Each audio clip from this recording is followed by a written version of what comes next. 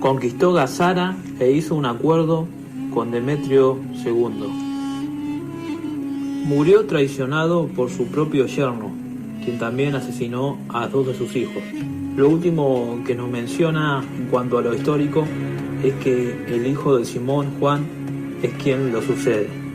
El segundo libro de los Macabeos no es la continuación del primero, sino en parte paralelo a él, ya que se refiere a los mismos acontecimientos del periodo comprendido entre el año 175 y el 160 a.C., tomados de un poco más atrás y relatados con un estilo diferente. Este libro pertenece a un género literario muy difundido en aquella época, denominado historia dramática, en el cual la narración de los hechos históricos se convierte en un medio para conmover, entusiasmar o edificar al lector.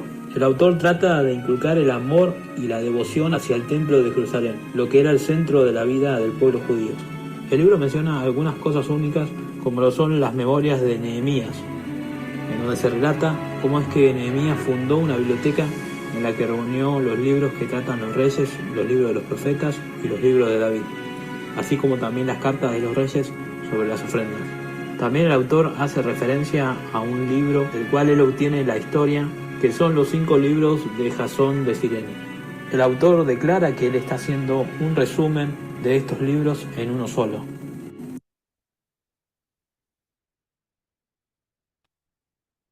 Bien, queridos hermanos,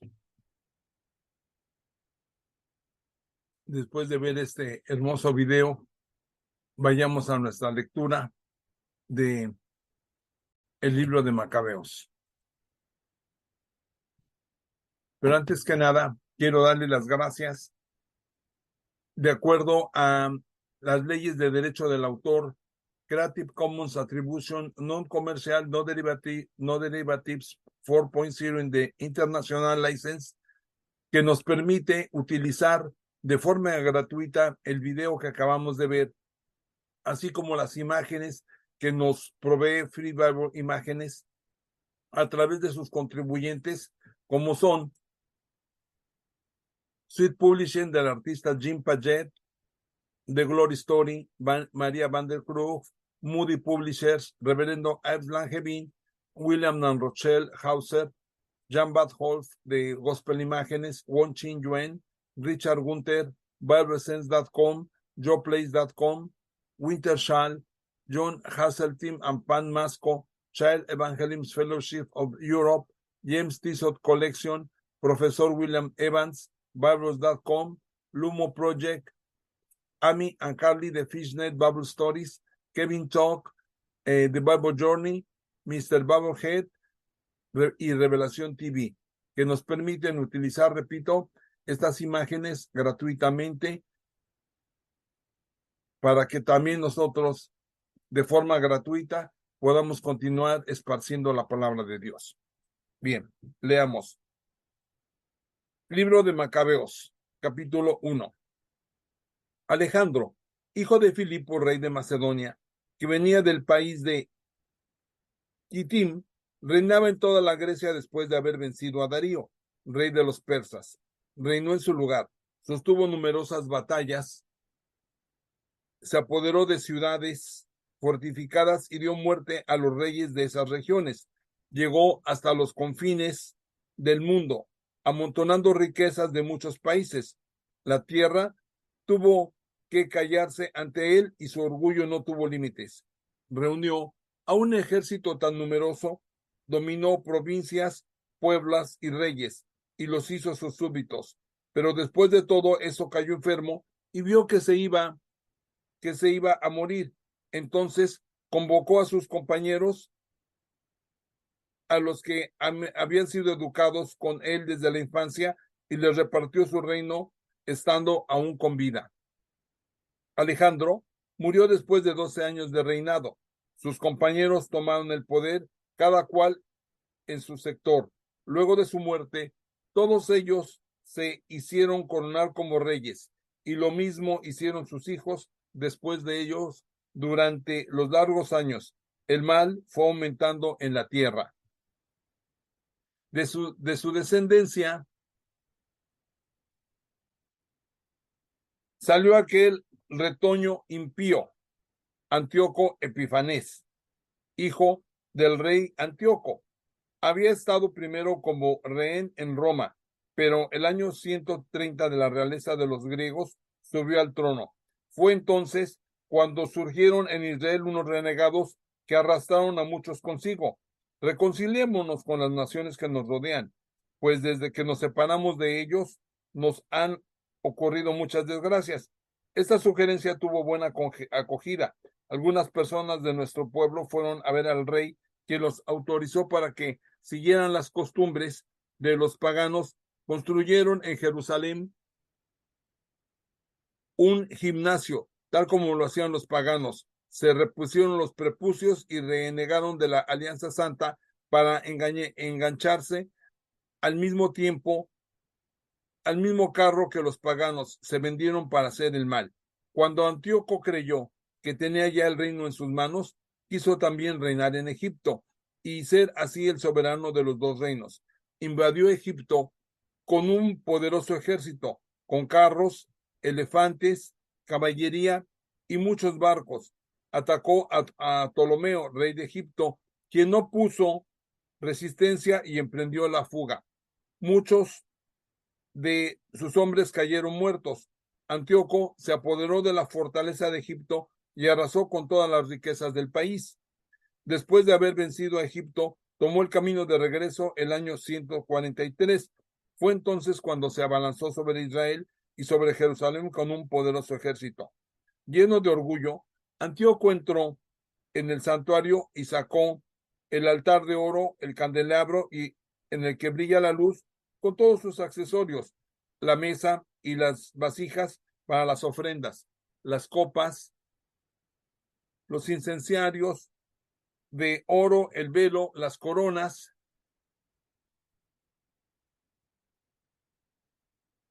Arrancó todas las placas de oro que adornaban la fachada del templo.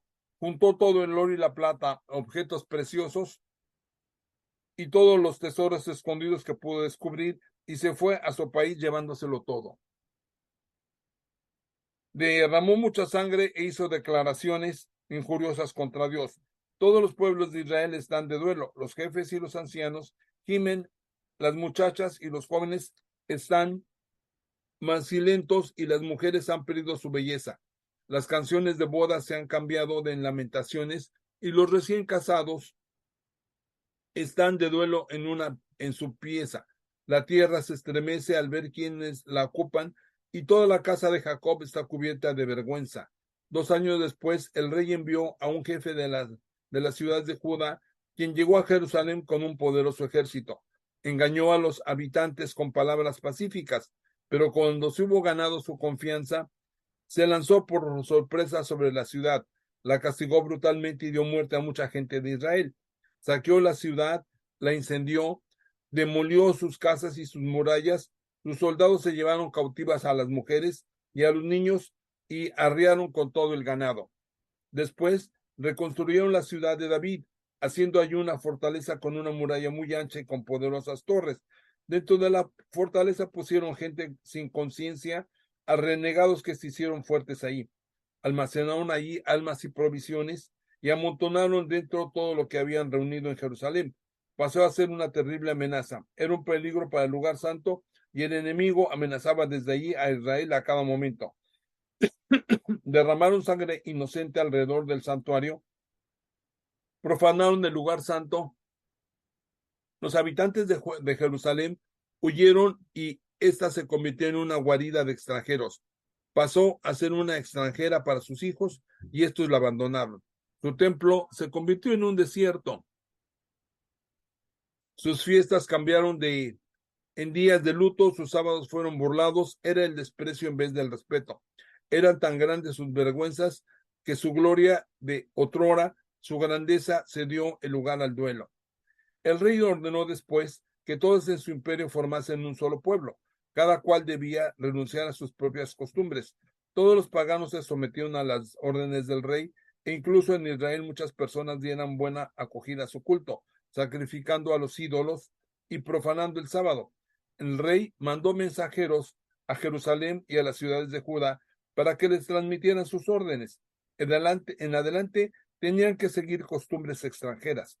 acabar con los holocaustos del templo, los sacrificios y las libaciones. Había que profanar los sábados y las fiestas, ensuciar el santuario y todo lo que es santo, instalar altares, lugares de culto y templos a los ídolos, inmolar cerdos y animales impuros. Debían dejar sin circuncisión a los hijos y ensuciarse con toda clase de impurezas y profanaciones. En una palabra, tenían que olvidarse de la ley y enterrar todas sus prescripciones. El que no obedeciera las órdenes del rey debería ser condenado a muerte. Así se expresaban las cartas que envió el rey a todo su reino. Le impuso inspectores a todo el pueblo y ordenó a todas las ciudades de Judá que ofrecieran sacrificios. Mucha gente del pueblo obedeció. Todos aquellos que abandonaron la ley hicieron el mal en el país, obligando a Israel a esconderse en refugios. El día 15 del mes de Kisliu, el año 145, el rey instaló la abominación de la desolación en el altar de los holocaustos, y se levantaron altares en las ciudades vecinas de Judá. Se quemaron inciensos en las puertas de las casas y en las plazas se rompían y se echaban al fuego los libros de la ley cuando se los encontraba, y así se descubría en la casa de alguien un libro de la alianza, o si alguien obedecía a la ley de Dios, se le condenaba a muerte según el decreto del rey. Mes a mes, en sus ciudades se castigaban a los israelitas que eran sorprendidos contraviniendo lo dispuesto, y el 25 de cada mes se ofrecían sacrificios en el altar instalado en el lugar del altar de los holocaustos. Según esa ley, se condenó a muerte a mujeres que habían hecho circuncidar a sus hijos, junto con sus niñitos abrazados a su cuello.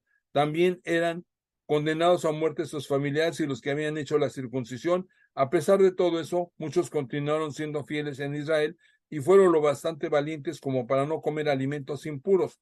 Preferían morir antes que volverse impuros con alimentos que iban en contra de la Alianza Santa, y fueron ejecutados. Esto fue una gran prueba para Israel.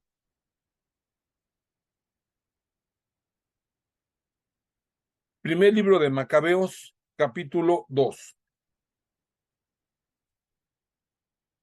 La rebelión de Matatías. Por esos días, un sacerdote de nombre Matatías, hijo de Juan, hijo de Simeón, de la descendencia de Joarib, salió de Jerusalén y se estableció en Modim. Tenía 5 hijos: Juan, apellidado Gadi, Simón, apellidado Tasi, Judas, apellidado Macabeo, Elazar, apellidado Abaram, y Jonatán, apellidado Afús. Al ver todos esos pecados que se cometían en Judá y en Jerusalén, exclamó: ¡qué desgracia! No nací para ver la ruina de mi pueblo en la ruina de la ciudad santa. Mientras permanezco aquí sentado, la ciudad está en manos de los enemigos y el templo en poder de los extranjeros. El templo de Dios es ahora como un hombre despreciado. Todo lo que constituía su gloria partió para el cautiverio. Sus hijos fueron asesinados en las plazas y sus jóvenes muertos por la espada del enemigo.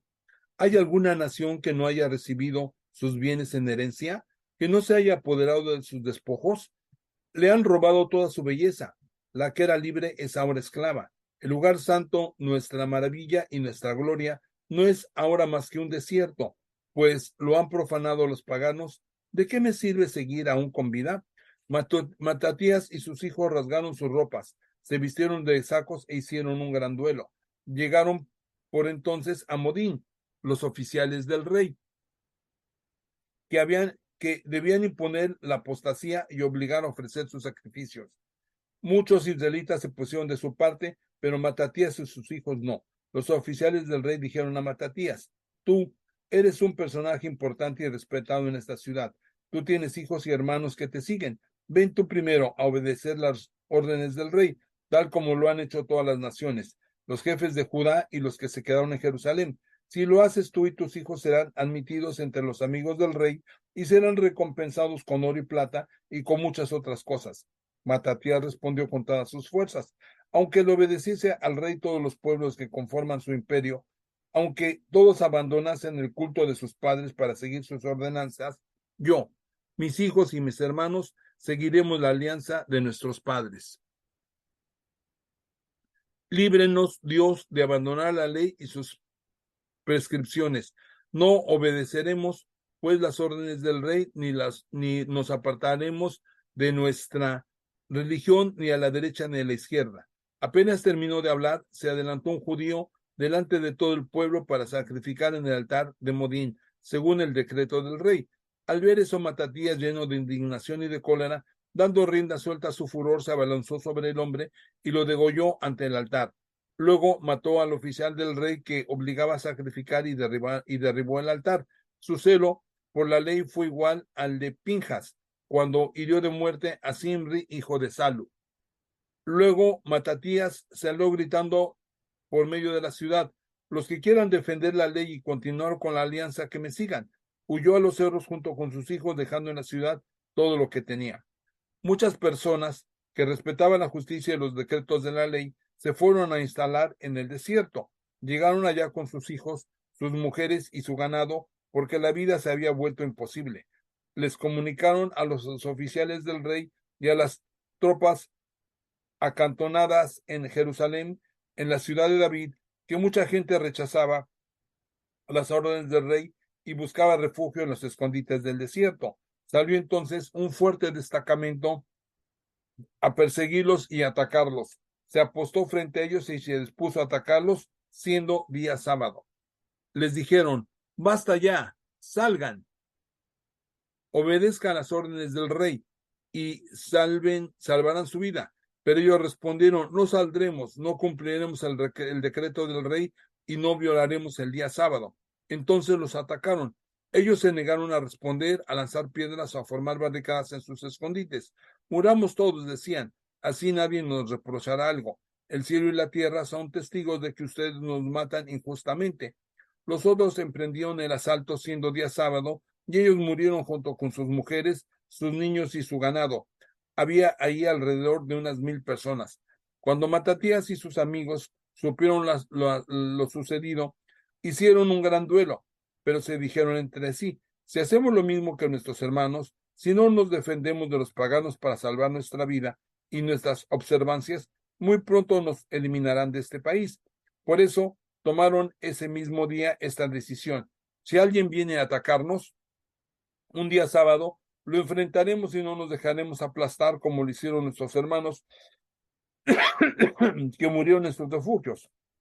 Se les unieron luego un grupo de asideos, israelitas valientes y devotos de la ley. Todos los que huían del peligro fueron a reforzarlos y a engrosar sus filas. Así fueron organizando sus ejércitos. Comenzaron después a descargar su cólera sobre los renegados y su furor sobre los que habían abandonado la ley. Estos tuvieron que huir a los poblados paganos en busca de refugio. Matatías y sus amigos llevaron a cabo expediciones para destruir los altares y circuncidar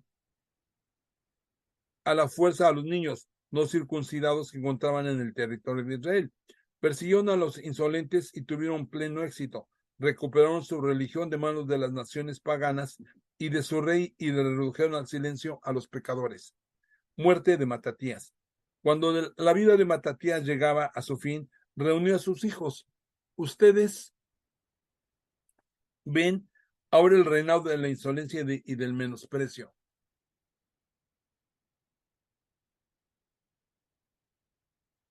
Les dijo: el tiempo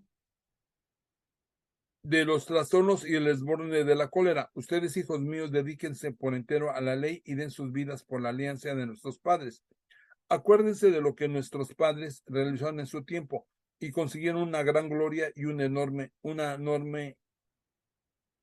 nombre inmortal. Abraham fue hallado fiel en su prueba y por eso fue considerado como un justo. José, en el tiempo de la desgracia, supo cumplir la ley y llegó a ser dueño de Egipto. Pinjas, nuestro padre, ardía de celo y recibió por eso la alianza de un sacerdocio eterno. Josué, cumplió fielmente su misión y llegó a ser juez de Israel.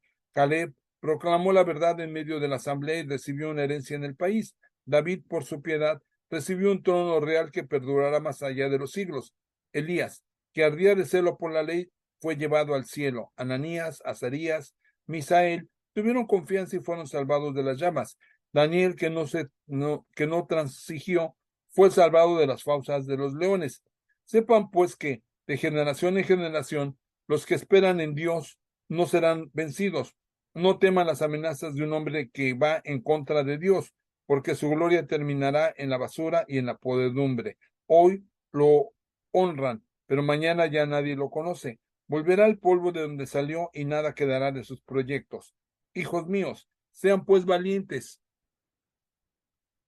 y sigan fieles a la ley, porque de ella provendrá su gloria. Miren a su hermano Simeón, que sé que tiene buen criterio. Háganle siempre caso, él será un padre para ustedes. Judas Macabeo ha sido valiente desde su infancia. Él será el comandante del ejército. Él dirigirá la guerra contra las naciones. Vayan a reunir a todos los que observen la ley y vengan a sus pueblos.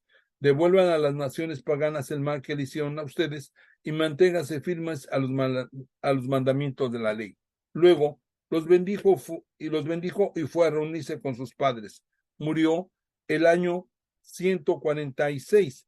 Lo enterraron en la tumba de sus padres en Modim, e Israel hizo un gran duelo para él.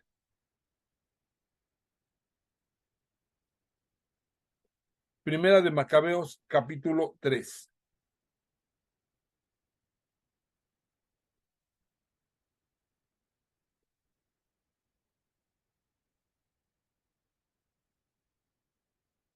Judas Macabeo. Lo reemplazó su hijo Judas, por sobrenombre Macabeo. Sus hermanos y todos los que estaban con su padre le entregaron su apoyo y llevaron exitosamente la lucha de Israel.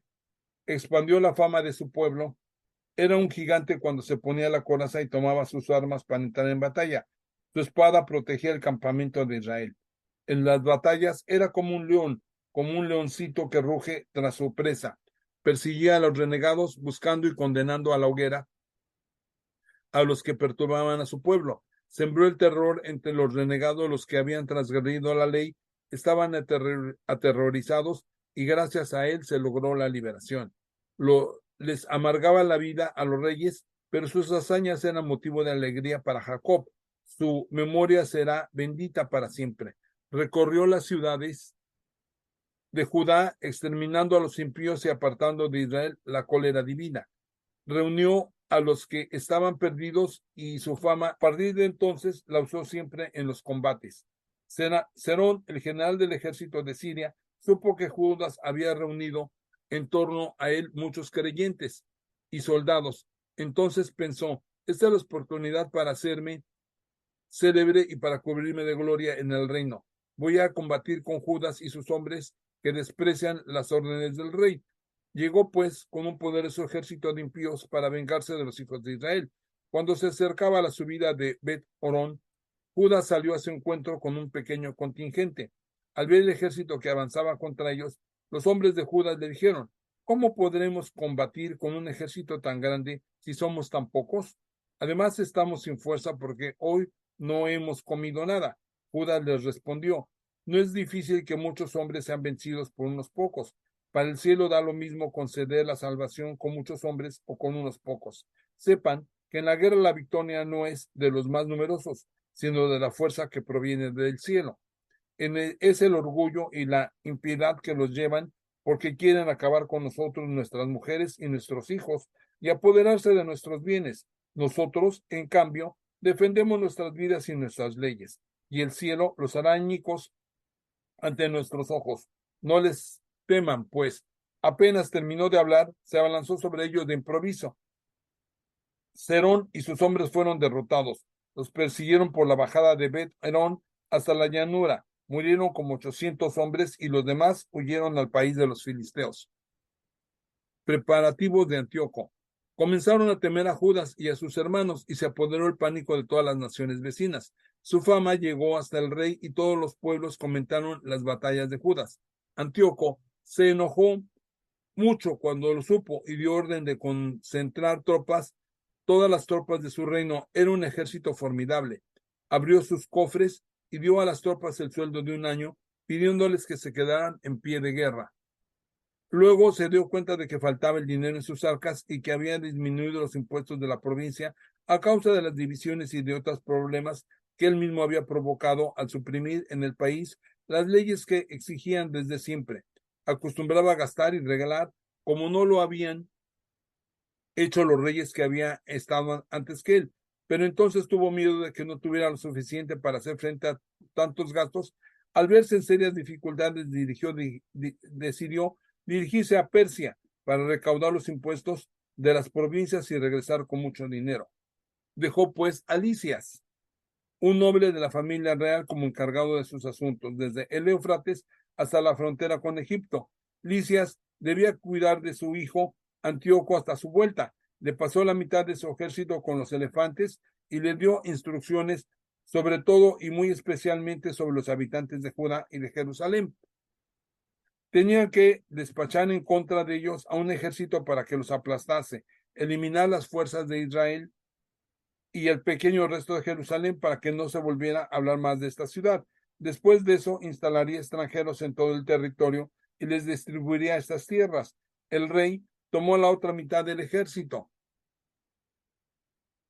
y salió de su capital de Antioquía el año 157. Atravesó el Éufrates y se adentró en las provincias de la montaña. Lisias escogió entre los amigos del rey a Ptolomeo, hijo de Dorimeneo, Nicanor y Gorgias, todos personajes influyentes. Junto con ellos invitó a 40,000 soldados de infantería y 7,000 de caballería para invadir y destruir el territorio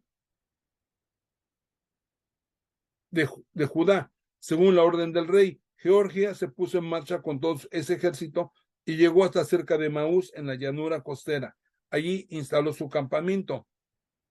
Cuando los comerciantes de las provincias se enteraron de eso, llegaron cargados de oro y plata con muchas esposas para apresar y se presentaron en el campamento, listos para comprar prisioneros israelitas. También se les juntaron gente de Idumea y del territorio de los filisteos.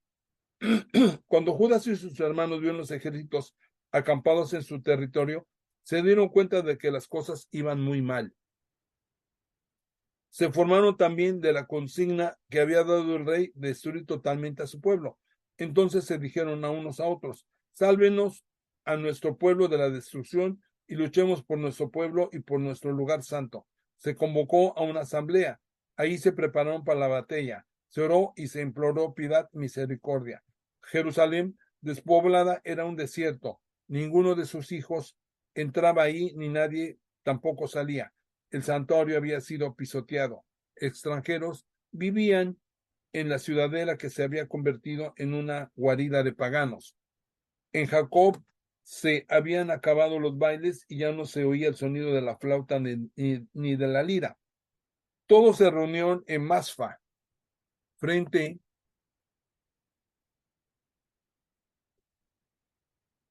a Jerusalén, porque Masfa había sido antes un lugar de oración para Israel. Ese día ayunaron, se vistieron de saco, se echaron ceniza en su cabeza y rasgaron su ropa. Se desarrolló el libro de la ley para hallar ahí respuestas, las mismas que los paganos pedían a sus ídolos. Se trajeron las vestimentas de los sacerdotes, primicias y diezmos. También pidieron que fueran hallados nazireos que habían terminado el tiempo de su manda. Y todos se pusieron a clamar al cielo diciendo: ¿qué haremos con esta gente? ¿A dónde los llevaremos?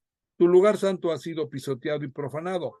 Tus sacerdotes están de duelo, humillados. Las naciones se han aliado en contra de nosotros para hacernos desaparecer. Tú conoces bien sus intenciones. ¿Cómo podemos resistirles si tú mismo no vienes a ayudarnos? Entonces tocaron las trompetas y lanzaron grandes aclamaciones. Enseguida, Judas designó jefes para el pueblo, jefes de 1,000, de 100, de 50 y de 10. a los que estaban construyendo una casa o a los que habían casado recién o acababan de plantar una viña, y a todos los que tenían miedo les dijo que se volvieran a su casa, tal como lo autorizaba la ley. Después el ejército se puso en marcha y fue a acampar al sur de Emaús. Judas les dijo: cada cual tome su equipo y sean valientes, estén listos para pelear mañana en contra de nosotros, para destruirnos a nosotros y a nuestro santuario.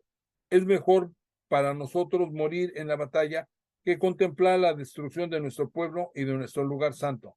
Que sea lo que el cielo quiera.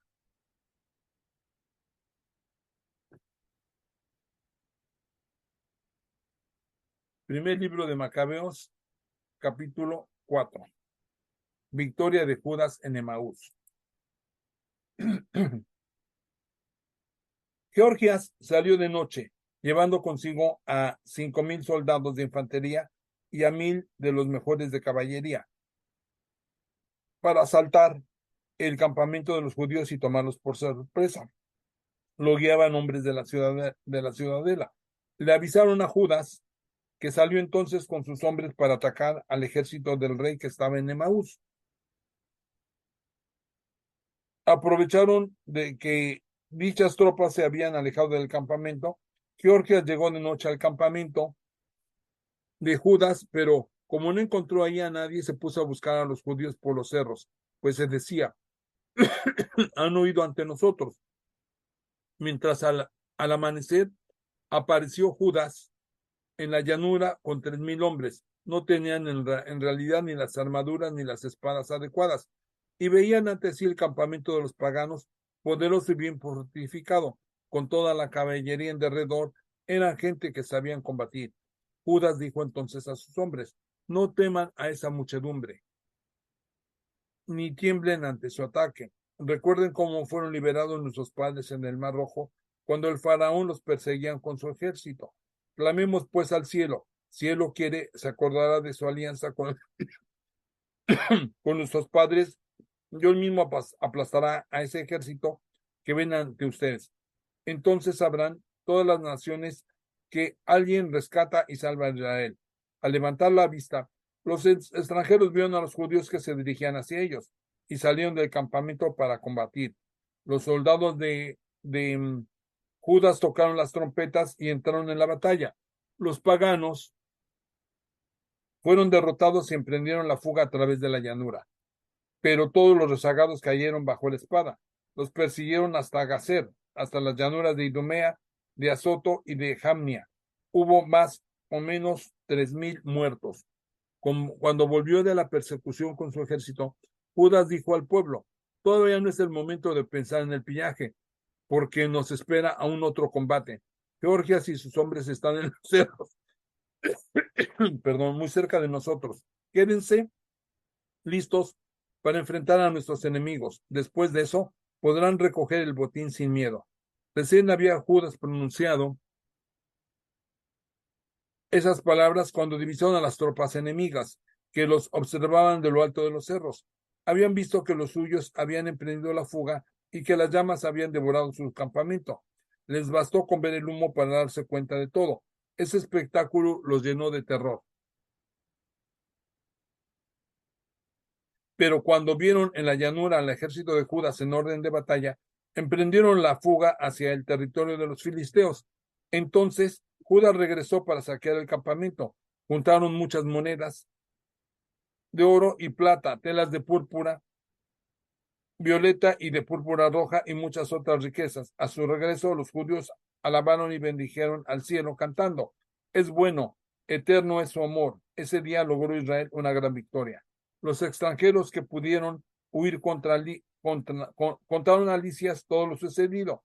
Esa noticia lo molestó y lo desalentó, pues los asuntos de Israel no se habían desarrollado tal como lo deseaba, y el resultado era todo lo contrario de lo que el rey le había ordenado. Al año siguiente, reunió Licias a 60,000 de sus mejores hombres y a 5,000 soldados de caballería para acabar con los judíos. Llegaron a Idumea y acamparon En Betsur, Judas salió a ese encuentro con 10,000 hombres. Al ver ese poderoso ejército, hizo esta oración: Tú eres bendito, tú que salvas a Israel. Tú hiciste fracasar el ataque del poderoso guerrero por medio de tu servidor David. Tú entregaste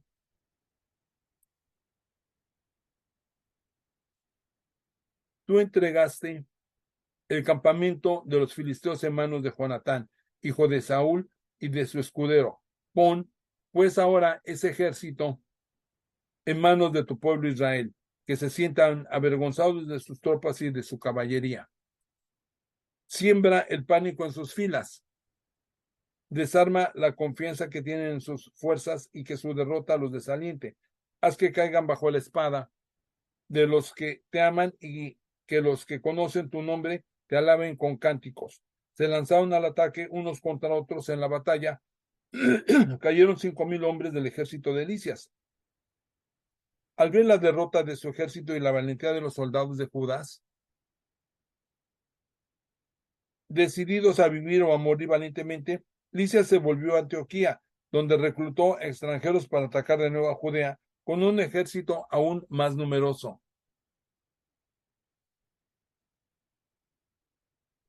Judas purifica el templo. Judas y sus hermanos dijeron: aprovechemos ahora la derrota de nuestros enemigos para purificar el santuario y celebrar su consagración. Se reunió entonces todo el ejército y subió al cerro Sión. Ahí vieron que el lugar santo estaba abandonado. El altar había sido profanado, las puertas quemadas, en los patios crecían los arbustos como en el bosque o en un cerro, y los aposentos estaban destruidos. Entonces rasgaron sus ropas, hicieron un gran duelo, echándose cenizas en la cabeza. Se postraron con el rostro en tierra y al toque de las trompetas lanzaron gritos al cielo.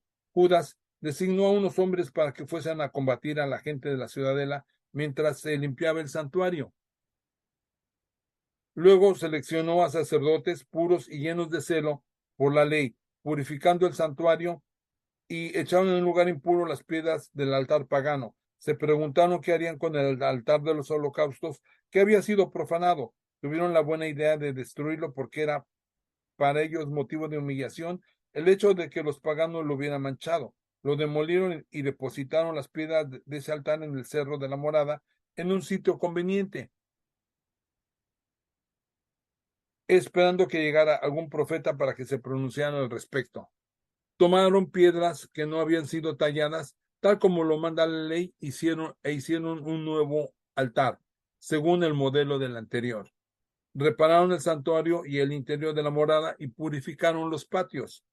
Después que hicieron nuevos utensilios sagrados, instalaron en el templo los candelabros, el altar de los perfumes y la mesa para los panes. Quemaron inciensos en el altar, encendieron las velas del candelabro que brillaron en el interior del templo. Pusieron en la mesa los panes, colocaron las cortinas y terminaron todo su trabajo. El 25 del noveno mes, llamado el mes de Quiseo, el año 148, se levantaron de madrugada y ofrecieron un sacrificio como lo manda la ley en el nuevo altar de los holocaustos que habían hecho. La inauguración del altar fue al son de cantos de cítaras y arpas y címbalos. En el mismo mes y día en que habían sido profanados por los paganos, todo el pueblo se postró para adorar y elevó su cabeza al cielo, que había permitido todo esto. Durante 8 días celebraron la consagración del altar, ofrecieron holocaustos con alegría y también un sacrificio de comunión y acción de gracias. Decoraron la fachada del templo con coronas de oro y con escudos repararon las entradas y pusieron puertas a las piezas. El pueblo estaba muy alegre. Ya se habían borrado la vergüenza que les habían infligido los paganos. Junto con sus hermanos y toda la asamblea de Israel, Judas decidió que los días de la consagración fueran celebrados anualmente la misma fecha durante 8 días a partir del 25 del mes de Quiseo, con júbilo y fiesta. Por esos días rodearon de murallas y de torres